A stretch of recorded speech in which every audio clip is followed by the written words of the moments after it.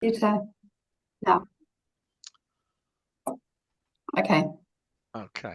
Uh, Good evening, everyone. I'm Graham Rustling, Head of Public Rights of Way and Access at Kent County Council.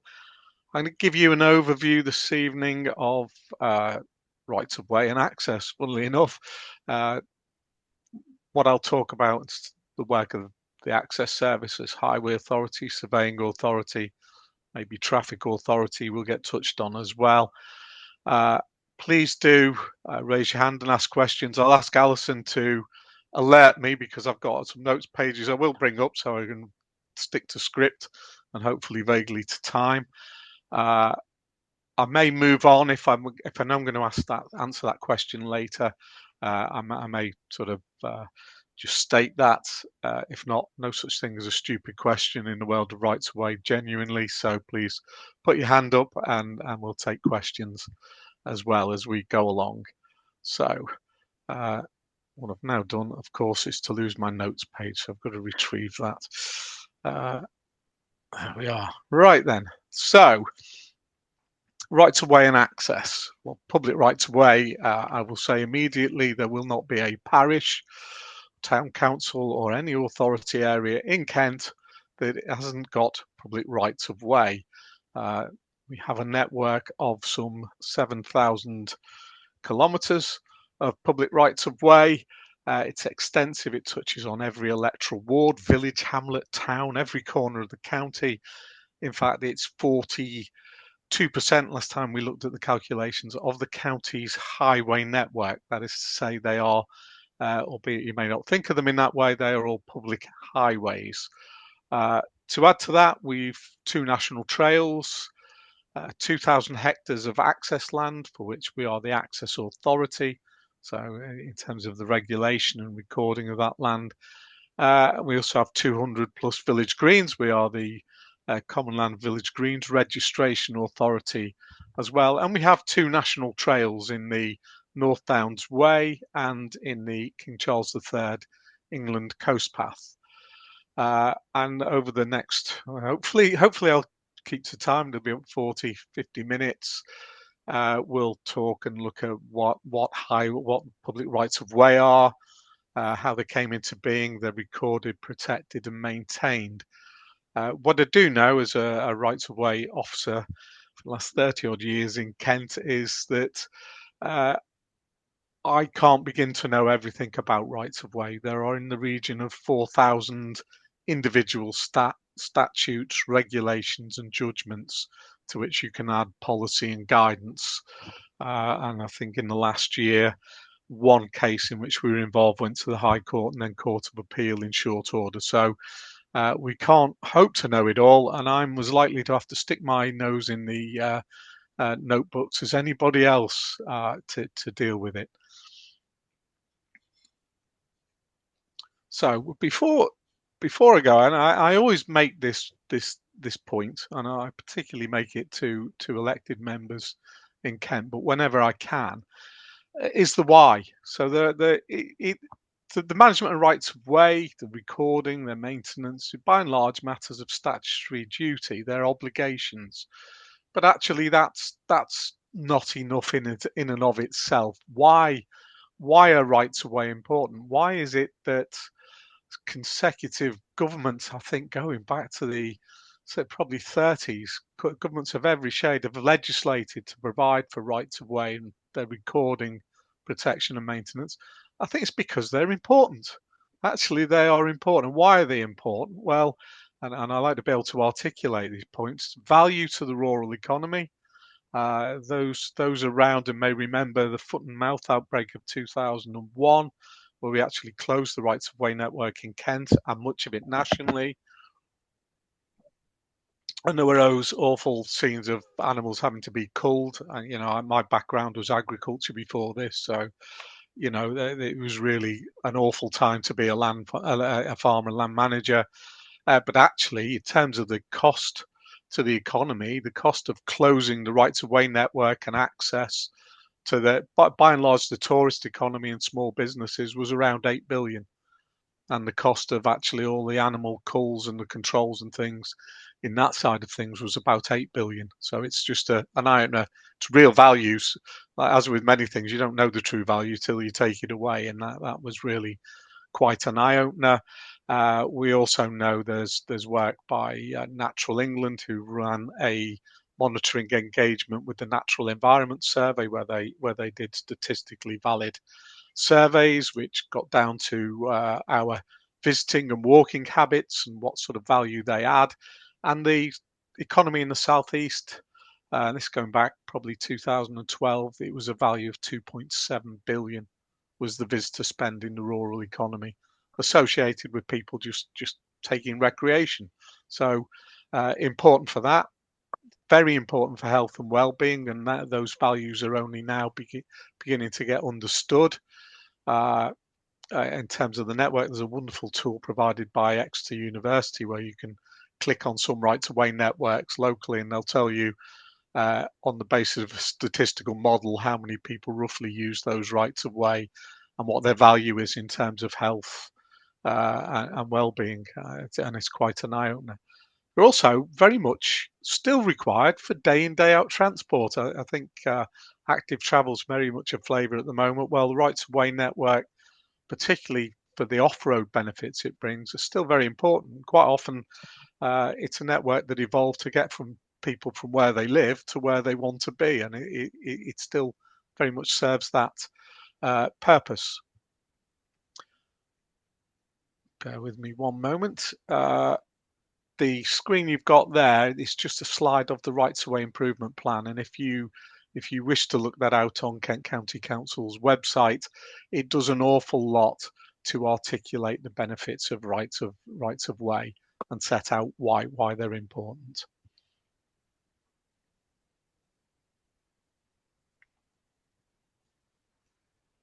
Ooh. Oh, thank heavens! I lost the webinar completely. Then I thought you'd all gone. It's one of those occasions where you probably wish you had, and had you known, you'd have taken the opportunity to drop out.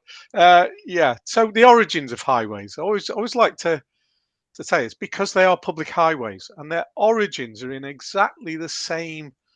They are, their origins are exactly the same as the road network or any other highway. They came about through use, right from our time of settling this land. Once the retreat of Doggerland had gone and humans were here and inhabiting it, they've had patterns of movement from places where they needed to be, maybe crossing points of rivers, to places of worship, to small towns and hamlets.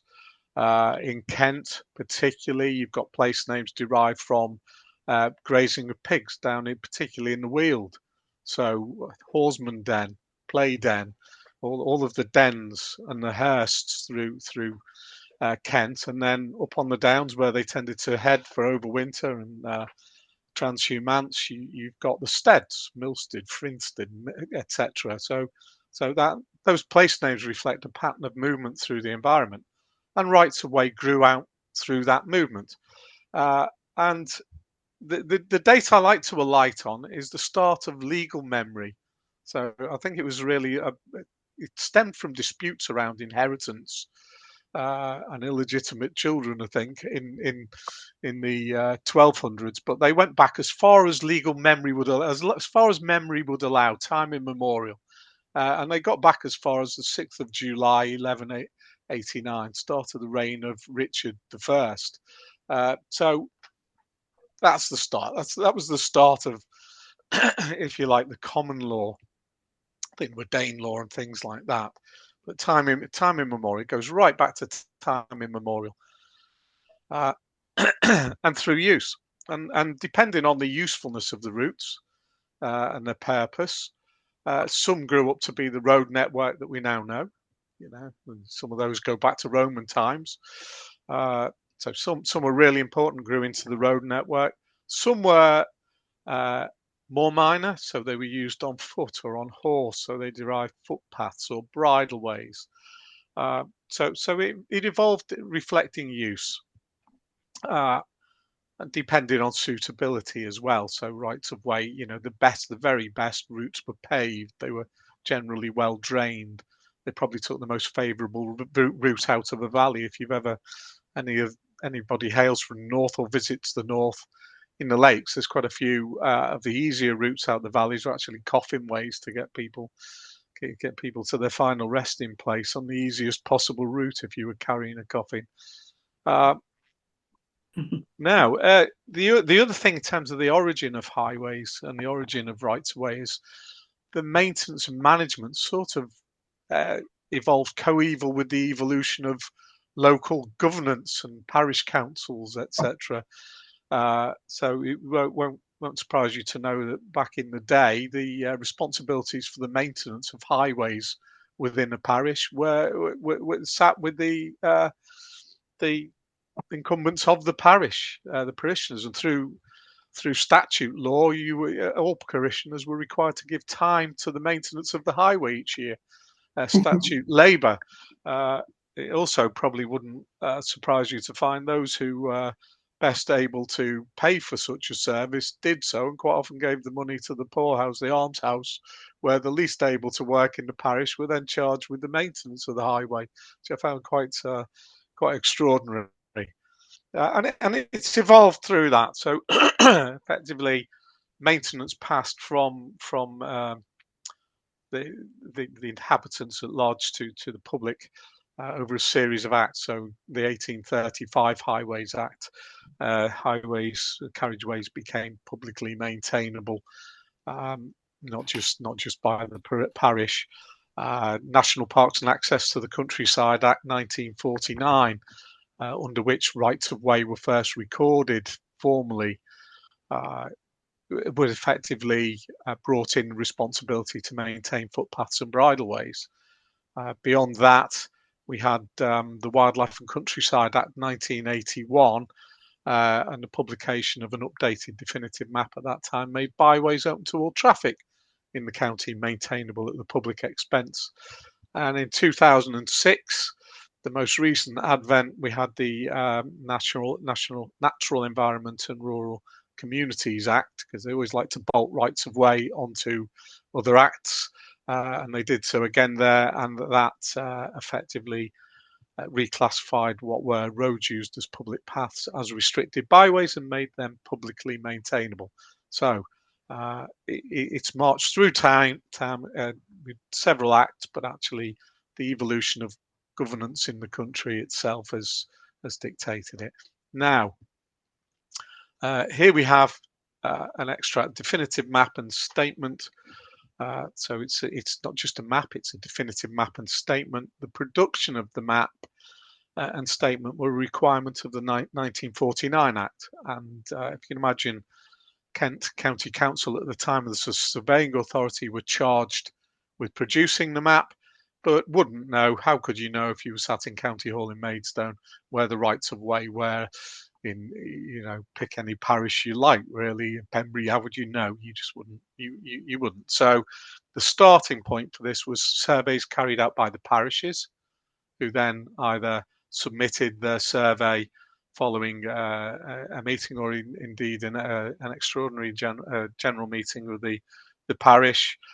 They were further coordinated then by the districts and boroughs at the time. So if you ever look at the definitive map and statement and think, why on earth have the footpaths got these funny little prefixes, such as AW, Ashford West, or AE, or AU, Ashford Urban? Yeah, so they all got those funny numbers. But if we hadn't done that, we'd have ended up with possibly 40 footpath ones, 40 footpath twos across the county. So they were given prefixes that related to the urban boroughs and the districts at that time. They brought those maps together, and in one we produced a draft map to which anybody could object.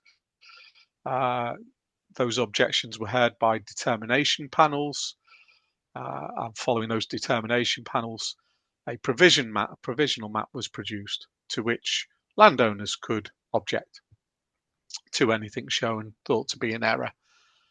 Following those objections, the definitive map and statement for Kent were first published with a relevant date of the 1st of December 1952.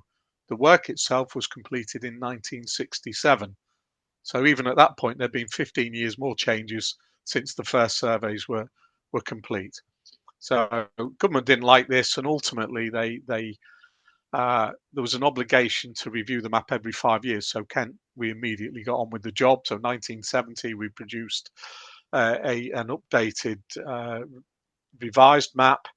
The objections and applications to amend that ran right the way through till 1981, when the government legislated under the Wildlife and Countryside Act, abolished all reviews in place, or part accepted the reviews in place at that time, and effectively told everyone to abolish that review, get on with publishing a new map. So we did so in 1987.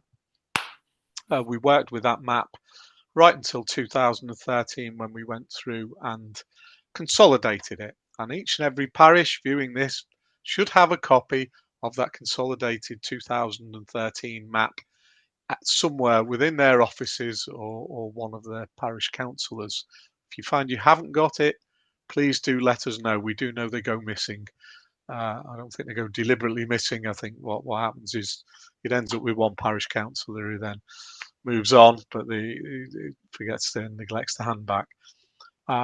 So that's definitive map and statement, and a very, very swift run through definitive map. It's worth saying the 2013 map, we were able to fully digitize it. So it has to be in paper form when we publish it. So the definitive map itself is paper, but the reality is the information on it is now digital, and we can chop and change the base mapping, which is particularly helpful, because if you imagine in the period from 1987 to 2013, such things as the M20 had arrived in the county, the Channel Tunnel rail link, large bits of Ashford. So there were huge changes that on our maps you just see drawn through right away with a red pen. That had been extinguished. What you couldn't see was all the development that that route was sort of extinguished to make way for. So definitive map and statement may only be amended by legal order.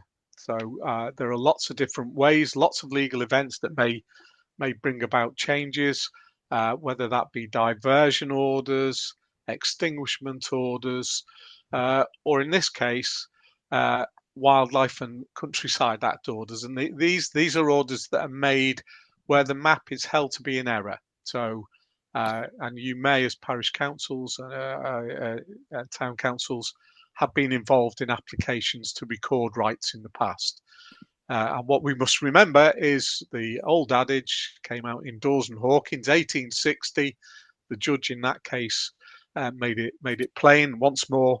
The old legal maxim stands: once a highway, always a highway.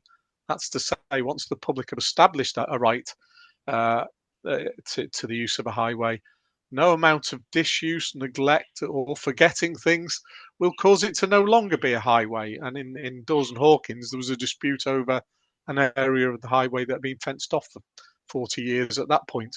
So no amount of time will cause it to no longer be a highway. It's worth pointing out, and you will be consulted on many of these orders as local councils. You're a statutory consultee. We will always consult you. We don't know what we'll get back always, and I think that's quite right. You will give a local perspective, and the views of your members may not accord with ours.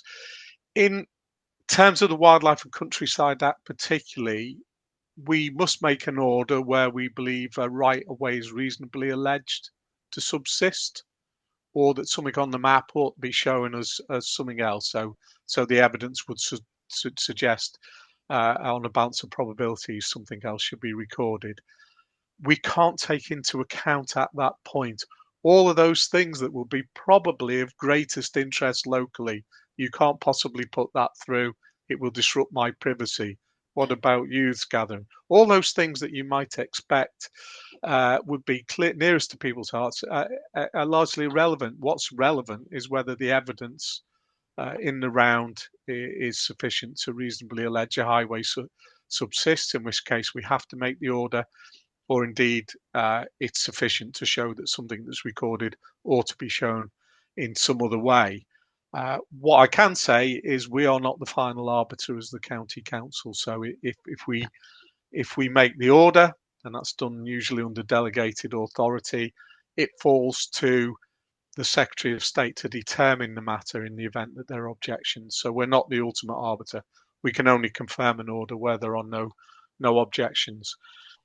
Most recent, and to give you an idea of the extent to which once a highway, always a highway, one of my more favourite cases in the last few years involved records from the quarter sessions in 1789, I believe, which was the year of Mutiny on the Bounty, not the film, the actual Mutiny on the Bounty, French Revolution, and a particular favourite, Benjamin Franklin declaring in a letter to a friend, "There's nothing in life but death and taxes," cheerful so-and-so that he was. But the whole point was the quarter sessions at that time, if you like, the magistrates at that time, had to consider whether a highway should be turned for the benefit of the landowner, effectively diverted, and there was an order there clearly demonstrating they concluded it should be, and that took effect, clearly demonstrating at that time it was a highway.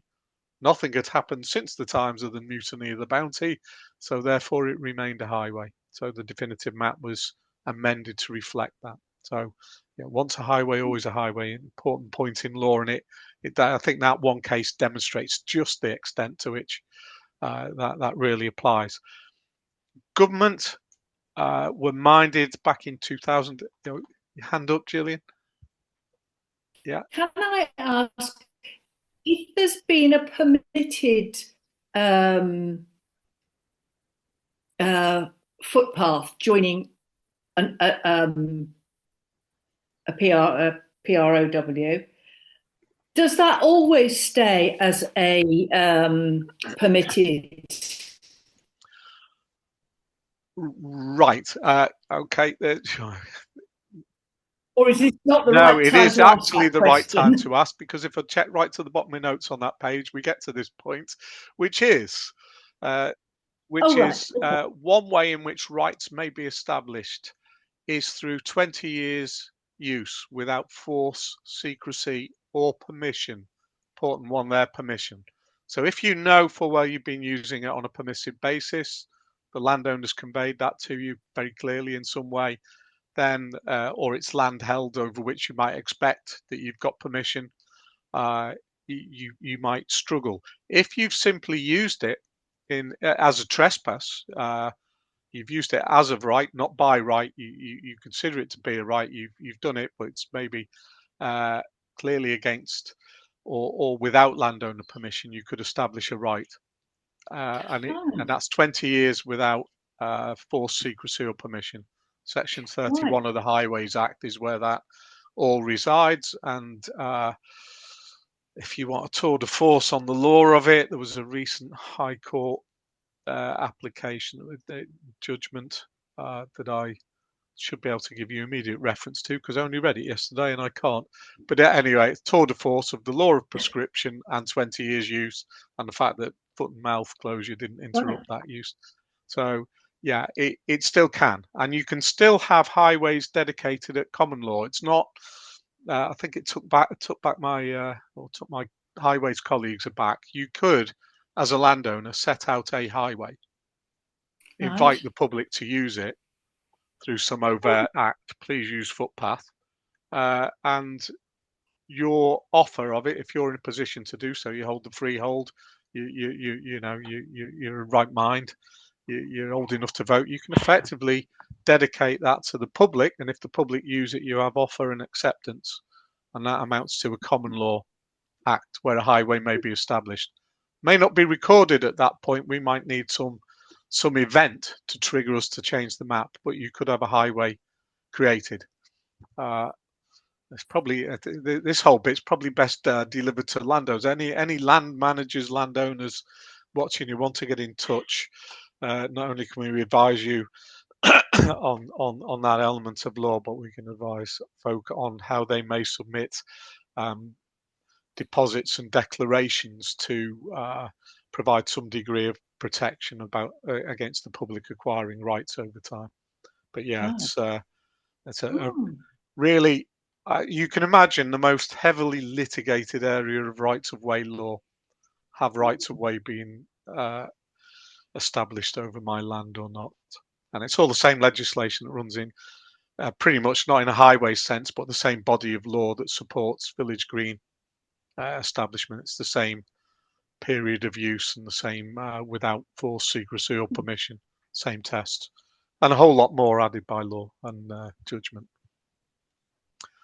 So I've mentioned amendments to the map through Wildlife and Countryside Act. There's a whole raft of other ways by which the right to the definitive map may be amended. So those of you up anywhere near the Lower Thames crossing, should that go ahead, that development consent order would have the effect of diverting and creating new highways in that area, including rights of way.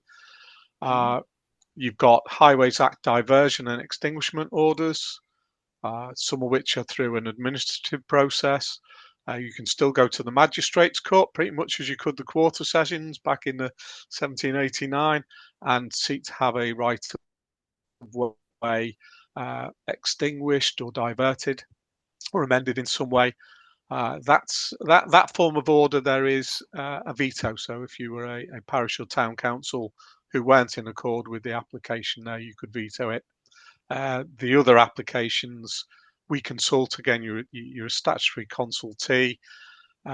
Your objections carry weight. That is to say, even if we didn't agree with them and it went to the Secretary of State, it is likely that the Secretary of State would conclude that it should be dealt with by way of a public inquiry, because your objections carry weight in the eyes of the Secretary of State. Process briefly, and it will be very briefly for all orders. They require consultation, and we always consult other councils as a matter of requirement. We'll consult local users. We put signage on site. We do that informally first, so we want to test the water sometimes. Others, it's just good practice. You know, you're pretty clear what the application is and how it stacks up in terms of the law, but you want to tease out anything that local folk may wish to say that may or may not be entirely valid and actually quite important. And we do often change proposals, or indeed scrap applications altogether. So process, informal consultation, a formal consultation, during which time you would raise any matters formally, and if they're not then resolved, we go through a period where we may try and resolve those matters. If they're not resolved, they go to the Secretary of State, who may confirm the order or decline to. Where we don't have any objections, we may confirm the order. So there's a process there, and there are safeguards. We aren't, as I say, the ultimate arbiter.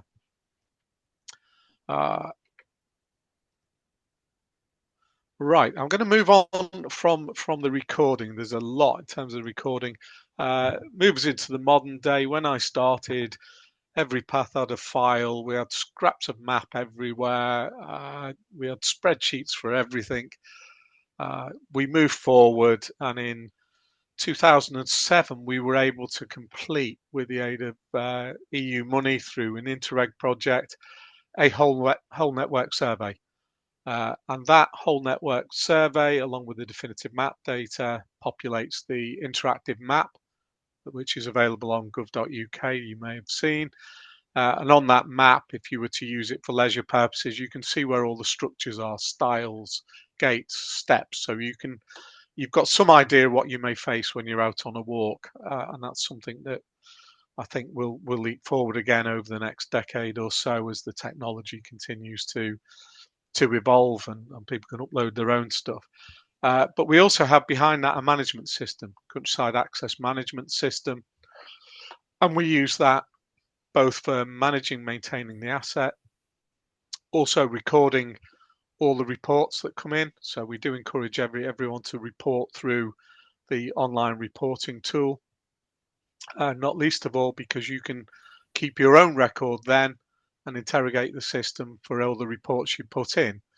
You might imagine, I'm not sure it was an entirely positive thing, because of course we now get lots of people saying, well, I put in a dozen here and you've dealt with 3, you've got 5 waiting, you've got another 3 in the program.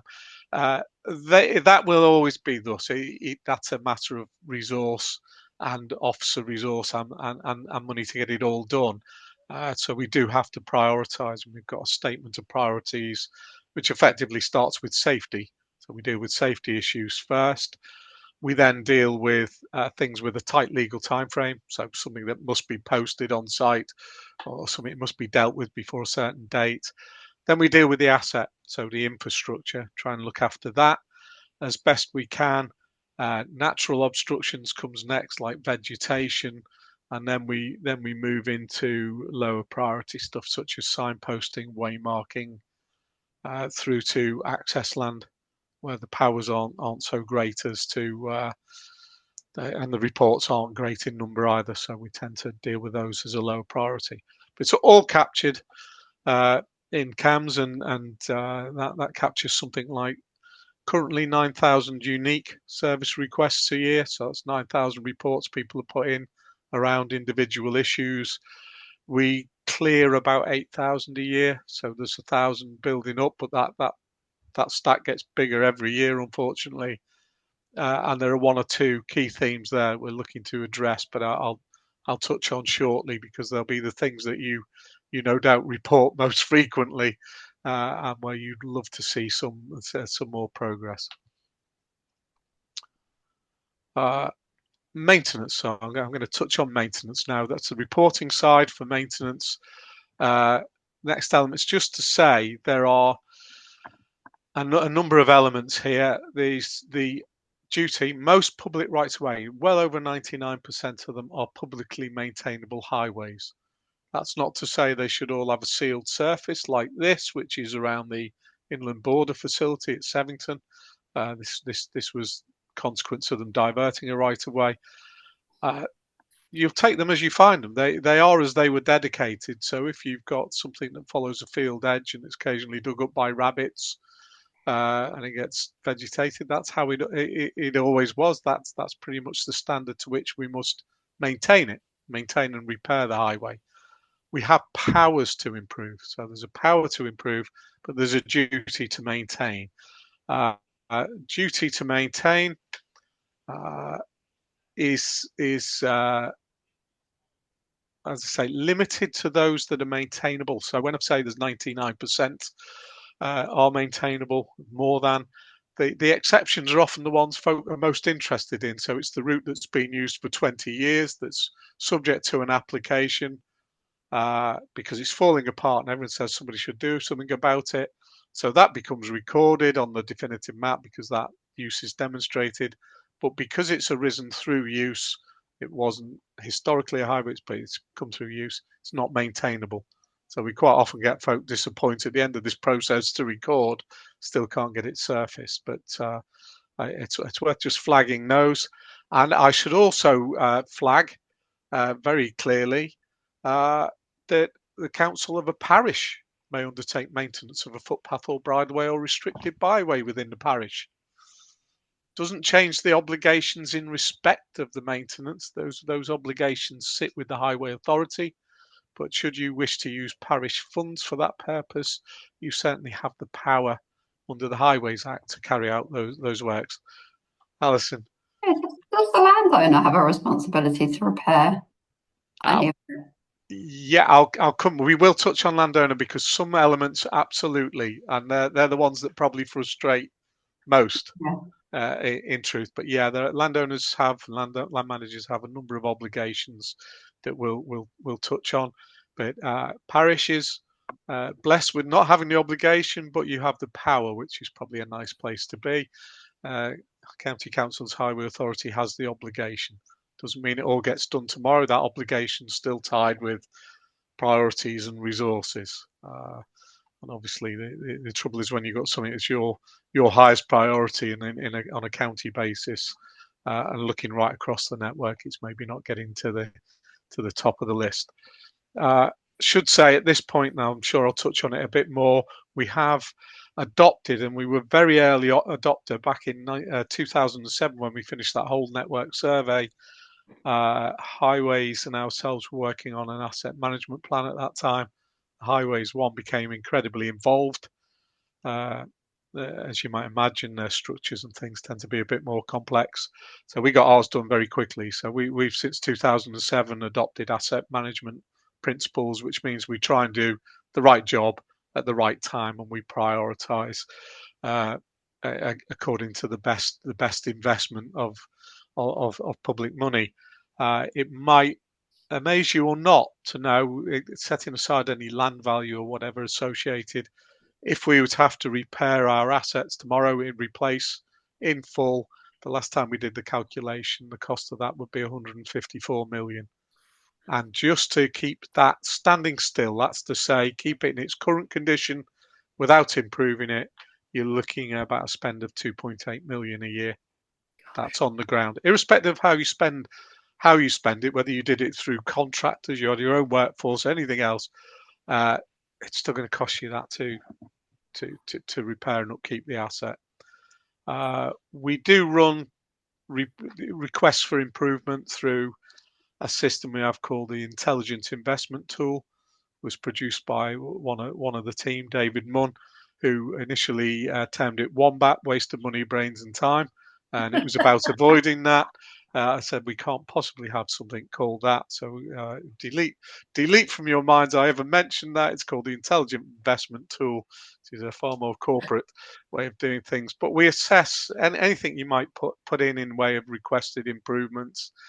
And we're measuring that not only against safety, maintenance duties, but also the value against policies we might have in the improvement plan. What is it we could do through the improvement plan and deliver if we deliver this improvement?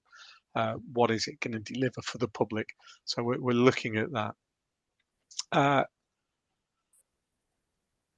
Revenue pot, revenue pressures and vegetation clearance. Quite often we reach out and we say, we can't do it all. Which are your most, which rights of way are those that are most important to you and would most value being included in our clearance program for 2 or 3 cuts a year? If we're lucky, we'll try and get through 3. It's a huge task. We're cutting over 2,000 kilometres in length each year. Try and imagine doing that with at best small tractors and mowers, in reality quite often strimmers or pedestrian flails, and then multiple sites. So we can never do enough of it. I would say it remains an area where we can guarantee 600 or 700 complaints and grumbles each year. Notoriously, and I have to put my hands up, no mow May. We say we'd love to, but we mow May because if we don't start in May, the rights of way network becomes so blocked as to not be usable. So we've got to undertake that work in May, and we try and do the ones that are least damaging to pollinators and wildlife earlier, and then move to those that are probably more sensitive later in the cutting schedule. So 2,000 kilometres, and currently we're out for tender going through the procurement for all the vegetation clearance. So hopefully we'll get decent service come the new year. Not to say we've got current contractors do their very best, but we hope to continue with a decent level of service. I did mention improvement. It's a power, not a duty. So where might we improve? Well, quite often we're looking for external funding and external funding pots. So currently we're doing a number of improvements through Sevenoaks, funded through the Community Infrastructure Levy, for which we're very grateful, cracking on with. Throughout Sevenoaks, we've got Lower Thames, well, not Lower Thames Crossing, but highways, national highways designated funds, so we're able to do some improvements up around Dartford and Gravesham through that, particularly around Gravesham. So we do secure external funding wherever we can, and we've been quite successful at it.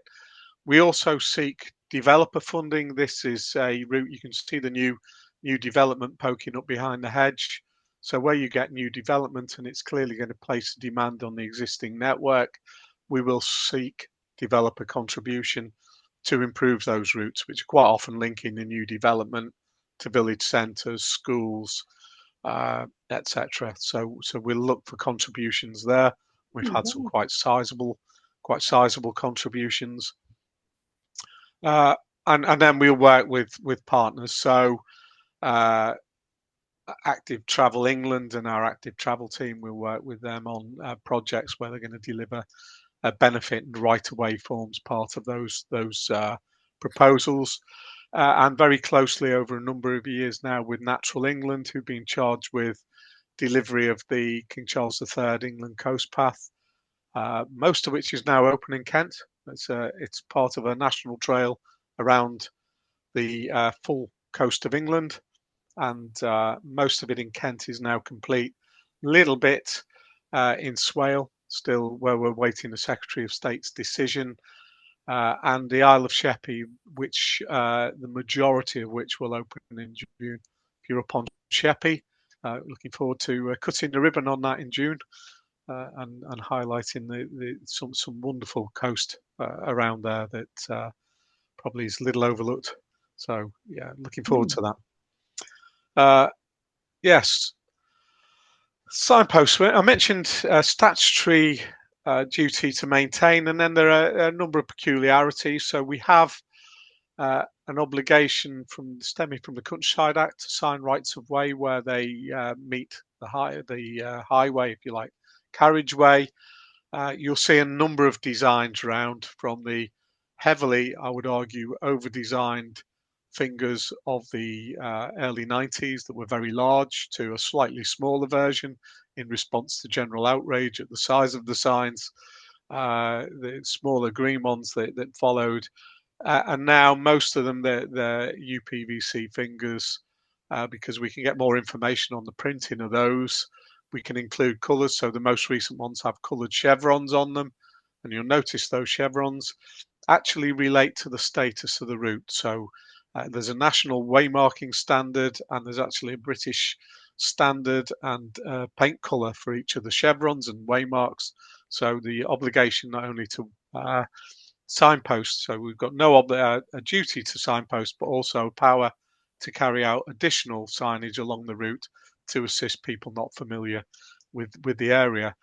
So if I run through the colouring now for your benefit: yellow, public footpath, a right on foot; blue, bridleway, a right on foot, on horse or leading a horse, and on bicycle, following the 1968 Countryside Act, but no obligation to maintain, suitable for cyclists who should give way to equestrians on a bridleway.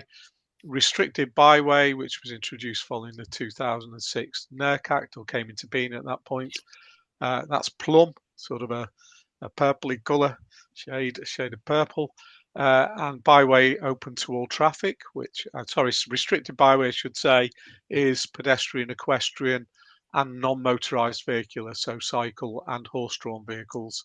And then byway open to all traffic, which is red, will carry motor vehicular rights, but it's the lowest form of road. It is defined in the Wildlife and Countryside Act as a highway which carries public vehicular rights, but is principally used for the purposes for which a bridleway or footpath are so used. And we'll come back to vehicular use of public rights in a bit, because it can be quite contentious locally. I'd say these signs are probably the most abused sign on the highway network, because they tend to be, we can't situate them always where it's sensible. We have to situate them at the end of the right of way where it meets the road, and sometimes that's on a bend or in some inconvenient bit of verge, or in some places you'll actually see them attached to buildings where we've knocked on the door and asked for the landowner's permission, just because there's nowhere to sink them in the verge. Bridges. it might be surprised to learn we've got over 3,000 bridges on the rights of way network. They're everything from nice simple plank bridges constructed from sleepers, very short spans, generally not large drops, generally very shallow watercourses, through to timber kit bridges, timber and steel bridges like this, through to some really quite long and complex structures where we call in the expertise of our structures colleagues or external engineering consultancies. We have to, if you can imagine the challenges we face. I had one bridge in Cranbrook that had been we'd installed as a kit and literally carried this large timber kit in piece by piece, constructed it deep in the woods, and then in its fully formed state, it was washed away from its anchors in a flood, and we had to try and get it back in position. And that was either cutting lots of trees down with a track lane vehicle, or what we actually did was roll back the history timeline and bring two heavy horses in, and they dragged it back into place. And it was a brilliant day, a brilliant exercise of thinking around an issue. Elsewhere, only a year or two ago, we had to ford the Medway with a track lane vehicles and wheel cranes under a railway, etc., to replace a bridge that had been very, very complex bridge of quite long span, a glue laminate bridge that had rotted, and we had to remove that. But at the time it had been installed, the bridge beneath the railway was probably 5 times larger because it was taking large quarry vehicles. And by the time we came to do it, it was very much smaller and we couldn't get beyond it. So we had to take in a kit and ford the Medway and all sorts of things, or a tributary. I would say the officers involved moved mountains to get this bridge replaced. We cut the ribbon on it, and immediately we got general plaudits from the locals. And then, of course, on Facebook, the comment Thomas Telford would have turned in his grave. And I thought, yeah, but Thomas Telford probably would have moved the railway to build something beautiful. So yeah, so you can never really win. Yeah, you can never win. But a measure of the difficulty there. Styles, you mentioned landowner responsibility. Why is a stile on the public highway or a gate for that point in the main? It is there as a limitation to the public use for the purposes of preventing the ingress and egress of animals onto land in use for forestry, agriculture, or the breeding and keeping of horses. No other good reason to have a stile. We wouldn't need them if it weren't for that purpose. As a result of which, the responsibility for the stile or the gate where it exists for that purpose is the landowners, but the landowner may claim 25%, or the lessee or occupier, I should say. There's actually a paper on this for those of you who may wish to know. We have an Institute of Public Rights of Way and Access Management, and there's a paper running to about 38 pages purely on the subject of stiles and gates, their authorization, etc. A really detailed piece of work. There's a lot around this subject, but it's landowners' responsibility, and they may claim up to 25% of the costs of maintenance. We deliver that through provision of materials in the case of a stile, but our approach is initially to seek the removal of the stile and its replacement with a more accessible structure. The landowner has the power to say no. So you will quite often see we get agreement for the greater good, quite often for kissing gates, sometimes for two-way closing pedestrian and equestrian gates.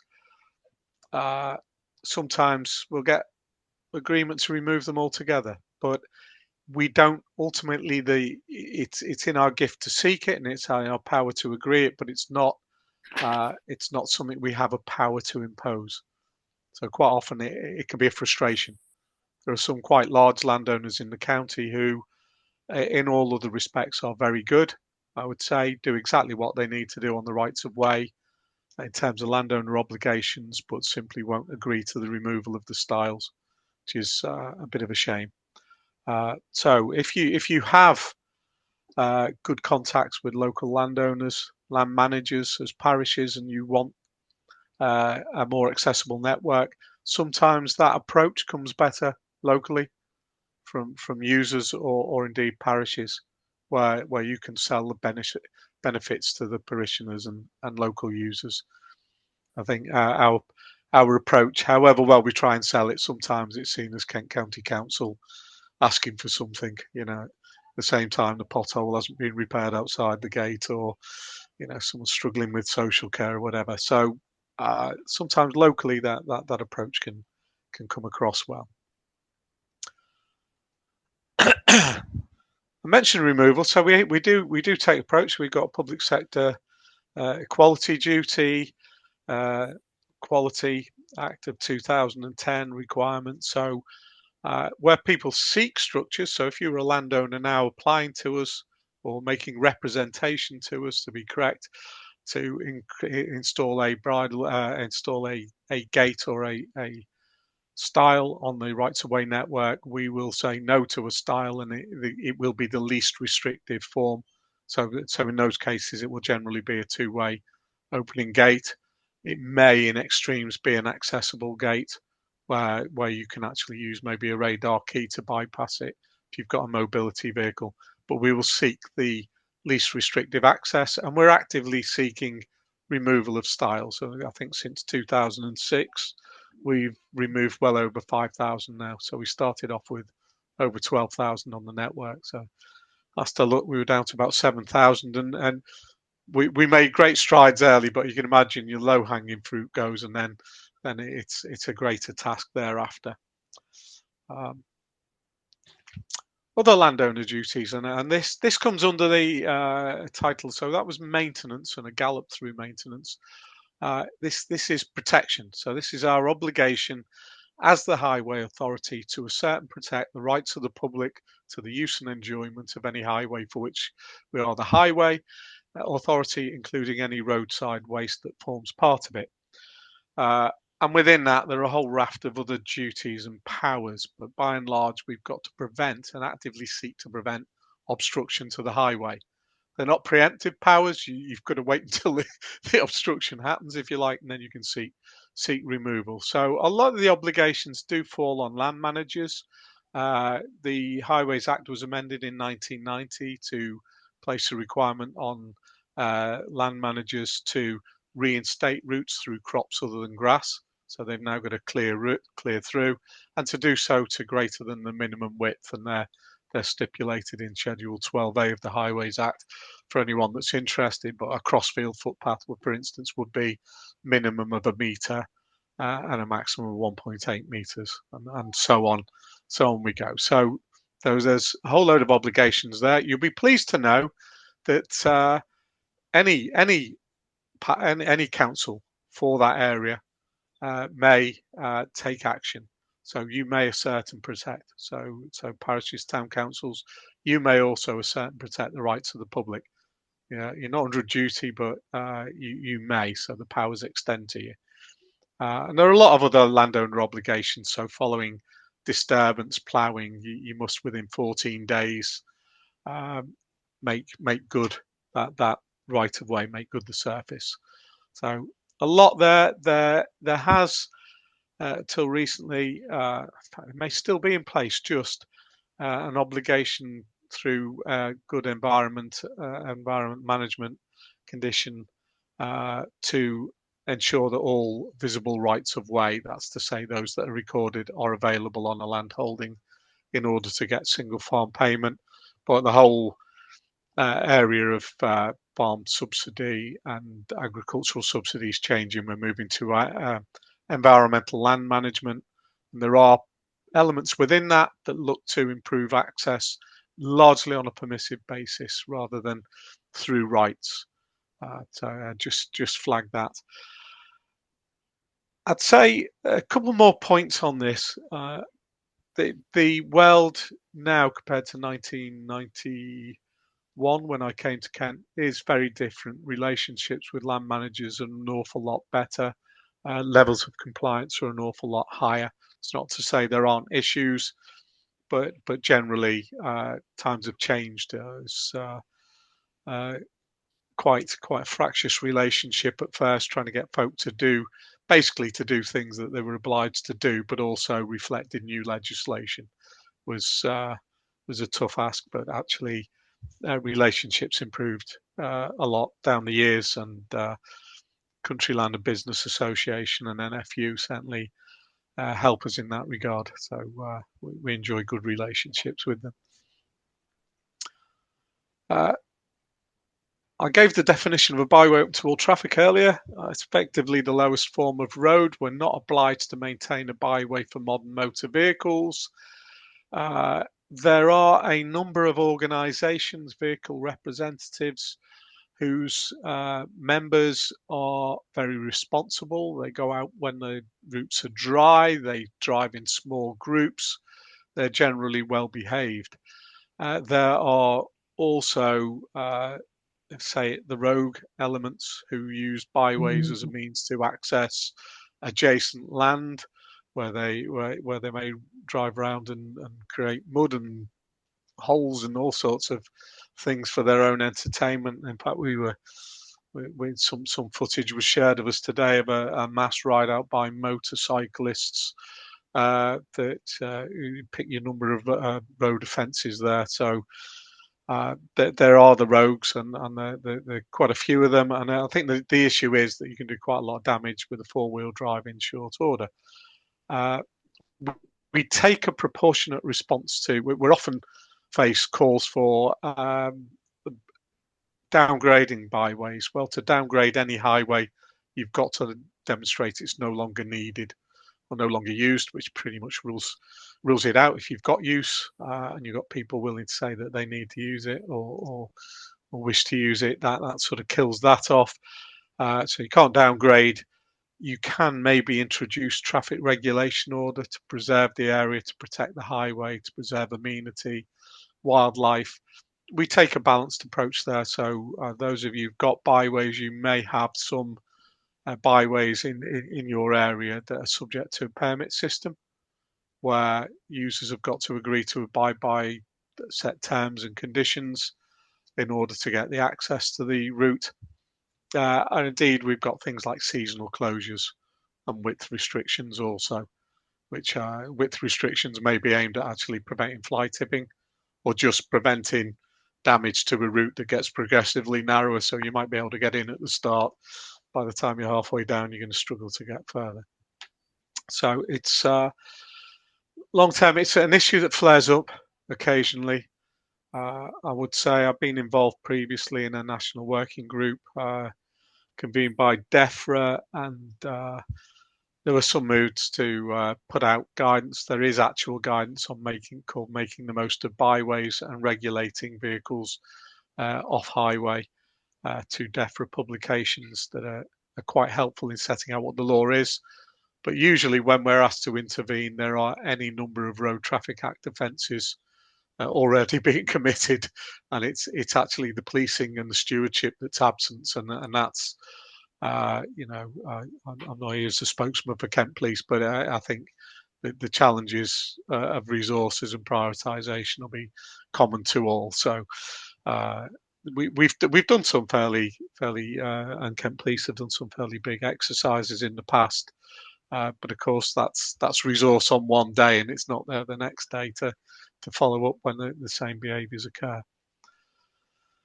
I've been going on too long. I've overstepped the mark in terms of time. We're on the closing straight. You'll be pleased to hear, and that's really just to say that the network continues to grow. It changes. It's not set in stone. It's not pickled in aspic. It changes. So we know at the moment we've got the England Coast Path being created, which adds another 150 miles or so to the Kent network, and all the margin. So seaward of the England Coast Path, you have what's coastal access margin, so right of access to that land as well. We're seeing more traffic. I would say COVID, you remember 5th anniversary, I couldn't believe that. But during that time, we saw on some routes, we have counters on some of the network. One of them measured 1,000% increase in use if you imagine, the only game in town at that point, wasn't it, was going for a walk or a ride from your door for exercise. So everybody discovered their local rights of way, and some deteriorated quite badly, became quite muddy and founderous at that time, and still are. You know, we're still picking that up through the maintenance program.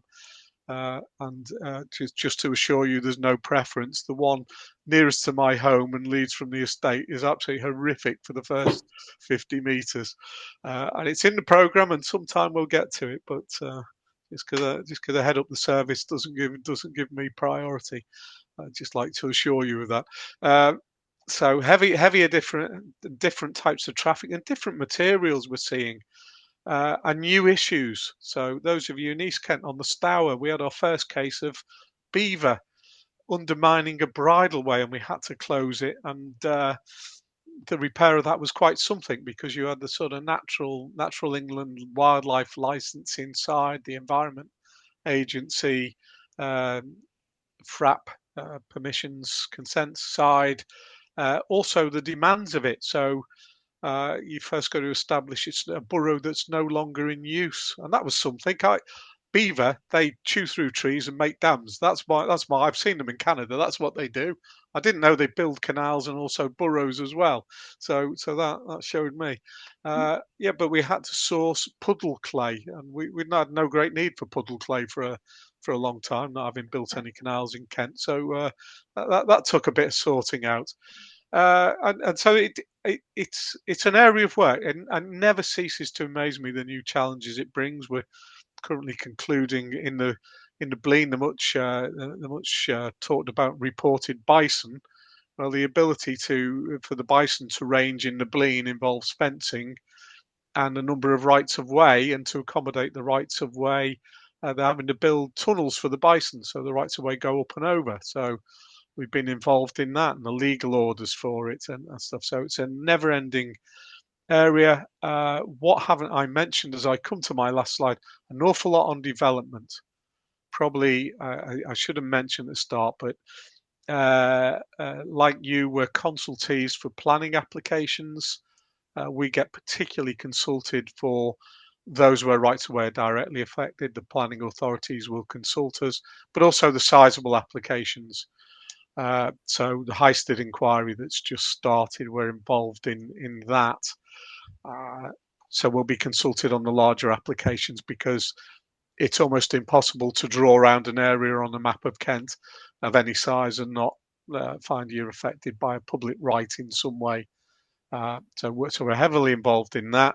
It's actually consuming my life currently. I'm constantly producing proofs of evidence and preparing for inquiries.